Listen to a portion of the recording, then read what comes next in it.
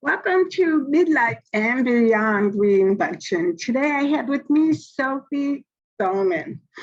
And somehow we crossed paths. I think we had some mutual friends in common and we just kind of discovered each other.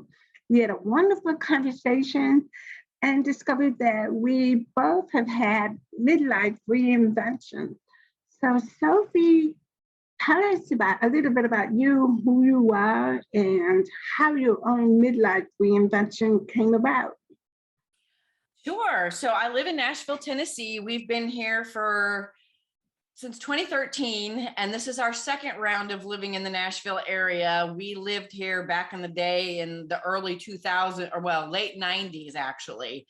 And we were in the area then for several years, went out to Virginia for a while, came back through Knoxville for a few years, and then came back to the Nashville area for various reasons, mostly my husband's job. We travel with his job when we need to. But I will be 55 in August. So I'm a brand new grandma. He'll be 6 months old tomorrow. And I'm an empty nester as well. My grandson was born, and a couple of weeks later, my youngest moved out. So I became a grandma and an empty nester all in 1 month, late last year, last September. So I've been an empty nester and a grandma for 6 months. And, I'm actually really enjoying being an empty nester. I mean, I love my kids and I do miss them, but I raised them to be independent and I'm not that parent that's always in their face. I'm like, you come to me when you need me. You go live your life, have fun, do what you're doing. I'll be here if you need me. You just call me, come over, because they do live in the area, fortunately, so I can see them. They're not far away, and of course, so I get to see the grandson every other week or so, and help them with that whenever they need babysitting, all that stuff. So we're empty nesters. They're close by. They do talk to us when they want to and need to, and it's a very beautiful empty nest relationship with them. And then, of course, my husband and I, we have the house to ourselves. Except for the dog. I do have a dog. And, but I've been, that has really opened me up to, I've always been able to do a lot of what I want to do because I chose to have work from home, and then having a business chose me.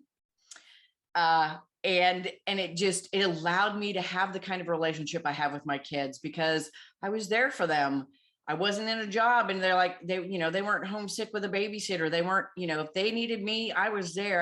I did a lot of work my son had some health issues over the years, and I sat in that hospital room with him with my computer and Wi-Fi and continued to take care of him and the doctor issue, all the hospital things that go on when you're in the hospital, and kept up with my client work and my business.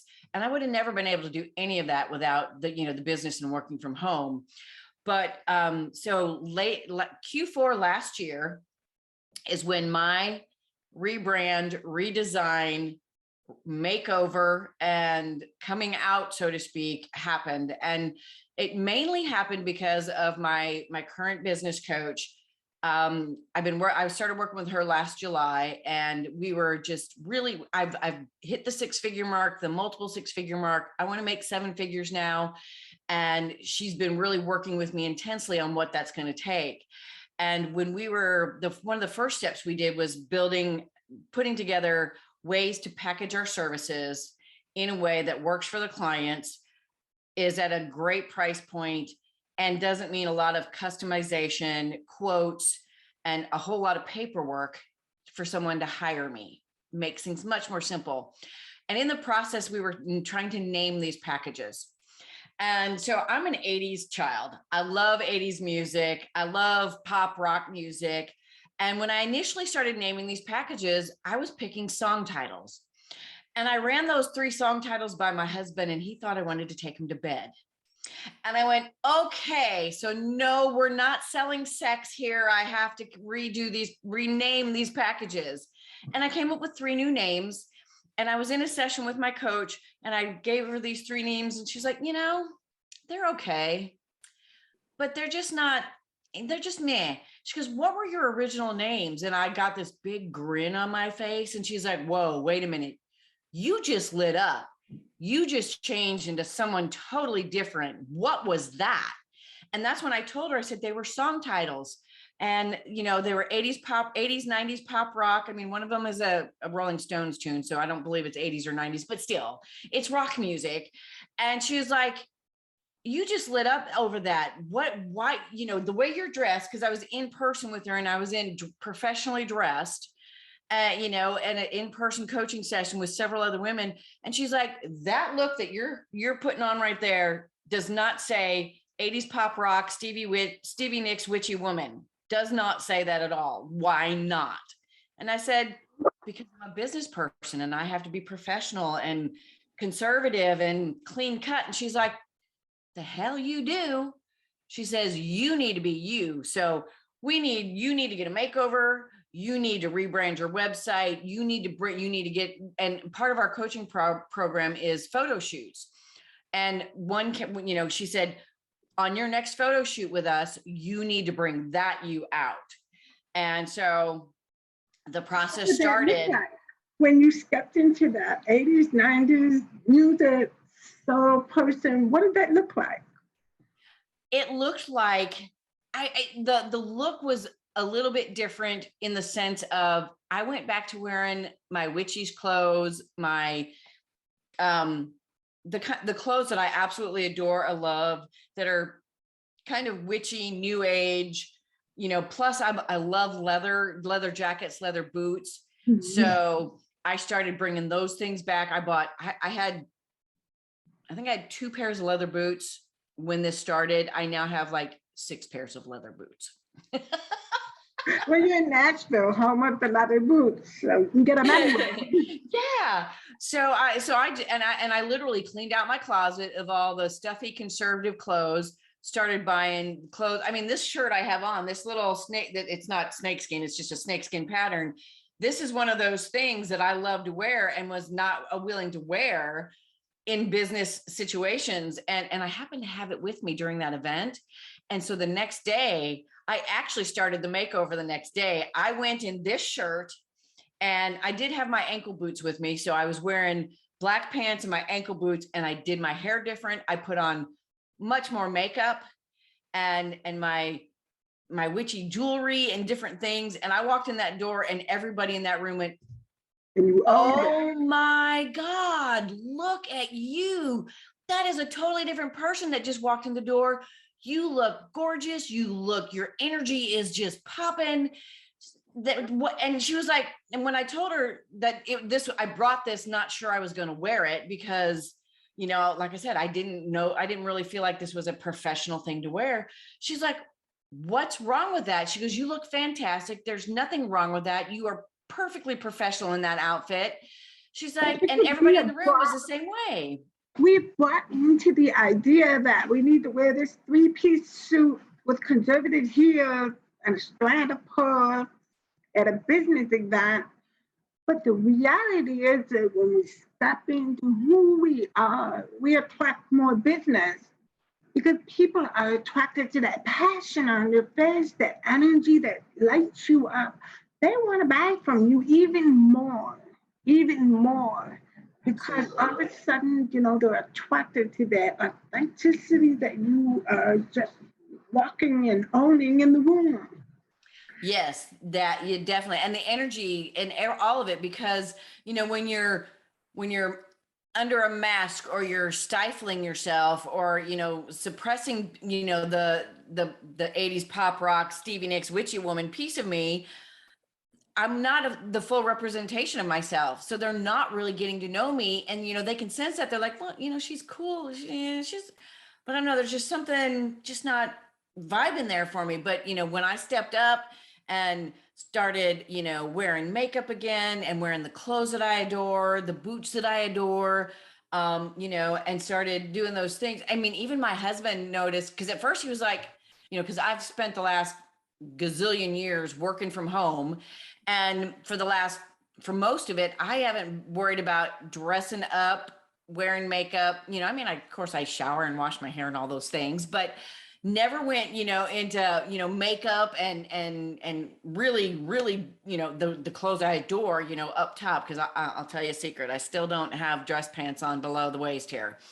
I think that's half of the Zoom population. Yeah, but I do at Everybody least have pants on. I am not sitting here in my undies. I will tell you that. Okay, but you won't tell. but there were, after I got back from that event and I was, getting up in the morning and putting on, he was in the bathroom getting ready with me. He's like, "Why are you putting on makeup?"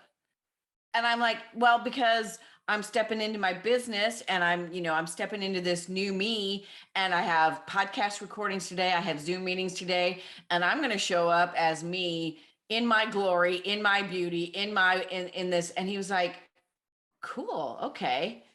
And then like a month or two later, when I was still doing it, because I have a feeling he thought I would do it for a week or two and drop off, but I didn't. I'm still doing it to this day, 6 months later. He actually came to me, he goes, "I think I might need to do what you did. I might need to, change my wardrobe a little, maybe do something different with my beard, and kind of upgrade my look and my, and step into that for my," because he got a promotion and he was thinking along those lines, "I'm not this now, I'm this in my role, and I can actually do this." And it inspired my own husband, who, is the true conservative, polos, button downs, khakis, those kinds of things. He's like, "I think I might do what you're doing." He goes, "Will you help me do that?" And I'm like, "Well, of course I will." So he's considering doing his, and he's going to be 50 this year. So he's at that midlife where he's like, "Okay, here we go. Am I going to stay where I am, or am I going to be like Sophie and step up and enjoy my midlife and beyond?" That's it. Are you gonna stay where you are, or are you gonna step into you? That is it. That's the midlife and beyond reinvention, stepping into you. We've had years of stuffing ourselves down, fitting in, being sometimes who we are not. That a reinvention just takes the lid off of all of that. And it's, tell me though, how does it feel to step in to you that feels what? Free, lit up, energized, positive attitude more often. I mean, nobody's perfect, and you're not going to be positive, happy go lucky every minute of every single day. But I have a lot more positive, happy, good flowing days and nights and everything than before. I'm able to bounce back faster when something, when a roadblock hits, or some sort of occurrence that you could a term negative or not what you wanted or expected. I don't immediately go, "Oh, well, this sucks." And, and then I'm on this down the rabbit hole of negativity for hours or days on end. It's like, okay, that's cool. Let's stop and breathe and go, okay, what are we going to do to either fix it or change it, or, to make it better? What is the good in this? What is the lesson in this? How can I add this to who I am and make myself better, make my work better, whatever the case may be? When you are in a space of who you are and you've got that energy and that vibe and that whole personality and everything that you are in you and coming out, it makes it so much easier to, go through the bumps in the road, the downturn of the roller coaster temporarily. Because, even when you step into this and you become this who you are, and you reinvent yourself and you become that person you've always been meant to be, it doesn't change the fact that life happens, mistakes happen, crisis can even happen, but it does mean that better place, that better higher energy, higher vibration of dealing with the stuff that's happening. And maybe you let this stuff slide a little bit because it doesn't bother you as much anymore. Right. Well, not only that, but if it's something that's really not, well, if it's something that's out of your control, there's nothing you can do about it anyway. You just have to figure out, how to move forward from there and potentially prevent it if you can. But it's, you're in that higher vibration it's almost like a shield is around you. And unless it's something that really is truly going to affect you and you have some control over fixing and changing, it's going to bounce off and you're going to be like, oh, that's unfortunate, but there's nothing I can do about it. So let's not get lost in the blah of that, the negativity of that, but let's learn from it if we can. Let's get something good out of it. Let's move on and go and keep going with our business, our life, because outside circumstances that you have no control over should not drag you down into the dumps and for any length of time at all, especially if you are in your own vibe and your own energy and who you truly are. Yes. Let me ask you the next question. Let's talk about passion, my favorite word. Yeah. So when you think of that word passion, what does it mean to you and how do you define it? Passion for me, while it's manyfold, it's not even just twofold, it's manyfold. But when I think of passion for my business, I think of doing what I adore, doing what I love, to make the money I'm making, to serve the people I serve, to have an impact. That's my passion. I'm doing only the things that I want to do for my business and for my clients. And then my team does all the rest. And I hire team members who are passionate about what they do and their expertise, so that we all are a bunch of people who are in our zone of genius, where we are passionate about what we're doing, who we're serving, the impact we're having. And because we're passionate about what we do and we're only focusing on our passion things, we're really good at it. We're really good at it. We stress less. We're not sitting here going, oh God, I got to go do this now. I hate doing this. Oh, don't have to do that, because it's like, okay, that's assigned to Jane over here because she loves doing it. So she's going to do it. I'm not. And then in the personal life and the mundane life, it is, it's the fire inside for the fun in life, to do the fun things, to enjoy life, to do, I'm a Harry Potter nerd. I am a Harry Potter nerd. I am passionate about the Harry Potter stuff. Literally. I mean, some people say I'm obsessed, but hey. But that's what nourishes my inner child and keeps me in a place of positive, happy, enjoyable, mindset, because I am surrounded by things I love, things that make me smile, things that make me, that spark my creativity and my imagination and my joy. And, and that happens in life as well. It's like, we're empty nesters. Oh my gosh, we can pursue different passions and things that we either could never do before, or we chose not to do because we didn't want to, either have to get babysitting or, take the kids along and it wouldn't be fun for them. I mean, we are free to, now that things have opened up, we're free to travel again, go to the beach, go to the casinos and gamble, sometimes both if we can find a casino near a beach. We can go to Universal Studios, Harry Potter. And now that things are really opening up, we get to celebrate. Our 30th anniversary was last year. And his 30th anniversary gift to me was taking me to England, to Warner Brothers Studios, to where Harry Potter was filmed, to see the sets, to see the sites where it was filmed, and to do all the Harry Potter things there, and to go to Ireland and Scotland while we're there. So we were going to do a whirlwind trip, but things weren't open last year. We were postponed it to this year, and this year started out to not be open.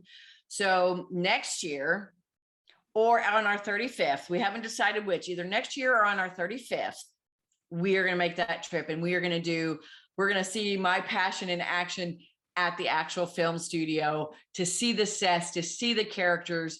And, there's in the different sites and things where they filmed, we're going to get to go. I'm going to get to do all that. And that is a part of passion for me too, is doing the things I love with my husband, but also without my husband.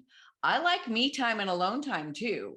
And I like to, and it's not that I can't, there's things I don't do a whole lot differently necessarily when we're apart, but it's just like, but I can I'm just totally free to go wherever I want to go. Like if I go on a business trip and he's not with me, I dine where I want to dine, where I'm there. I stay in whatever hotel I want to stay in. I fly first class if I want to fly first class. I just, I live it up in the way that is, my passion and what I have fun doing, even if it's a business trip. I love that. First of all, happy anniversary. Thank you. And second of all, you have tapped into something that I call a passion quest. I often tell people that if you feel like you're stuck in life or you feel like you don't know what your passion is, or maybe you do, but you need to move it up to another level of excitement, you create a passion quest. And that's going to be so fun. So let me ask you this. You have become quite successful with your business. Has there been a mentor in your life that has guided you and has given you a profound lesson to live by? Yes, there is. Part of the story I haven't told is in 2019, I lost it all and had to start over from scratch. And right before I lost it all, I was in a coaching program, and I was still in the coaching program when I lost it all, but I had purchased a VIP day with my coach and his team right before I lost it all. So a couple months after, when I had that VIP day scheduled, I got to sit with him and his team, and we got to reconfigure. We got to fine tune what I was already configuring on the side before I lost it all. I was actually creating a side part of the business. Well, we got to actually dive into that, really build it out, structure it, message it, etc. But I also had him there to help me get through the extreme distress of losing it all and not giving up. And the two things that stood out to me the most was the reason why I lost it all is I went exclusive with a client in 2018, and then they let me go in 2019. So I literally lost it all and started over. And he knew who that client was from working with me. Plus he knew them as well in other avenues. But we were sitting in that VIP day, and when I told him when I was let go, the conversation that was had, he looked at me and he goes, Sophie, they did not outgrow you. You outgrew them. So that was a big thing. But then the other thing is, when you lose it all, you think, oh my God, I've lost it all. I have nothing. I'm screwed. And he said, you have everything you need to do this business, to start over and to grow it back to what it was and more. He says, you have everything you need. And those two mindset reframes were the ignition and the fire and the gas that lit me up and said, he's right. I did outgrow them. I do have everything I need because I had the coaching support. I had my husband's support. I had my daughter-in-law by my side. She chose to stay with me and help me rebuild it. Considering, there was no guarantee there was still going to be a job in 6 months. And I did have, my husband and I also used some personal finances to make sure I could restart on the right foot. I did have everything I need. My skills, my experience, my online marketing presence, my social media presence, my coach, my husband, my daughter-in-law. I really did have everything I needed to start over strong and positive and be able to grow that puppy. It really wasn't a dead end. I lost it all. I have nothing. It wasn't. I had everything I needed. In fact, I was in a much better place because they let me go. Letting me go was actually the best thing they could have done for me, because I wouldn't be where I am today. I definitely wouldn't have not gone through this rebrand and this midlife renewal that I've gone through. I would still be that dreary, stressed out. 7 figures. I often say that when one door closes, a new path opens. Oh, absolutely. A lot of people get stuck looking at that door that's closed. They don't see that new path in front of them. So absolutely. That was a beautiful thing for you. It was. It really was. So for a final question, wrapping up, so let me ask you this. If you had a piece of advice to give somebody who felt stuck in their own midlife and beyond reinvention, maybe like you, they lost it all, or maybe they just felt they were too old or just too late, or they didn't have that self-confidence and starting in a new path, a new direction, what would you tell them?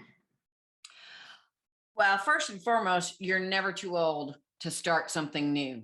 Every day is a new day. Every day is an opportunity to start something new. The second thing is you are not alone. Surround yourself with the people in your life, or go find the people who have the same dreams and goals that you have that you're not pursuing because you think you're too old or you think it's too late, and talk to them, mentor with them, build a true mastermind. And I'm not talking about one from a coach that you pay for. If you read, I think it's either The Science of Getting Rich or Napoleon Hill's book. I'm drawing a Think and blank grow. on. Think and grow Yes. rich. Yeah, it's what either one of those books talks about the mastermind, and they mean the original meaning of a mastermind. Find the business people that you want, that are doing what you're doing or something similar that you want to aspire to. Other business people that could help you do that in whatever, because of their connections or whatever, and start having dinners with them, have drinks, have coffee, build your own little mastermind, your support group of people who are going to back you. They're going to believe in you through all of it. And they're going to stand by you when you fall on your face like I did and go, okay, let's get back up. Let's mourn it. I mean, because my coach at the time was like, I'll give you, because after, the day it happened, I went and talked to my husband first. And then I called my accountability coach that I had underneath my main coach. And she was like, they were all good. We're glad this happened. You needed this to happen. And she said, you have 24 hours to mourn, cry, scream, yell, beat up pillows, cuss, whatever you need to do, process it, and then let's start again tomorrow. Or after that 24 hours, it's time to let it go, move on, and let's redo this. Let's rebuild this. And that's exactly what I did. And that's what you got to do. And now that in where I'm at now, if I went through that again, I've hopefully safeguarded myself from ever doing that again. But if something happened, a pandemic that actually affected my business, whatever, I would be able to pick myself up in less than 24 hours because of the support I've had, the support I still have, and this reinvention that I've gone through, this relaunching of myself and letting out the true me. I am prepared for anything. I really am. And I'm going to take it in. I'm going to deal with it. If it's something I can deal with, if it's one of those things I have no control over, then it's like, okay, let's, process whatever I need to process, but move on and keep going. Because if it's truly your passion, if it's truly something you love to do, or you want to do, it's never too late, and you don't have to do it alone. You're never alone in this. You just have to be able to reach out and ask for help and ask for advice and talk to people. Just make sure you're talking to people who truly support what you're doing and believe in what you're doing. If you've come across a naysayer, politely say, thank you, but I'm good. I'm going to go talk to somebody else, kind of a thing. You said it. You are not alone. That is a great way to wrap this up. So those of you who are in the middle of a midlife and beyond reinvention, Sophie's telling you you are not alone. So reach out, build your tribe, and create your own reinvention. Thank you, Sophie. I love your interview today. Thank you. Thank you. It's been fun. Thank you for having me. It's been great.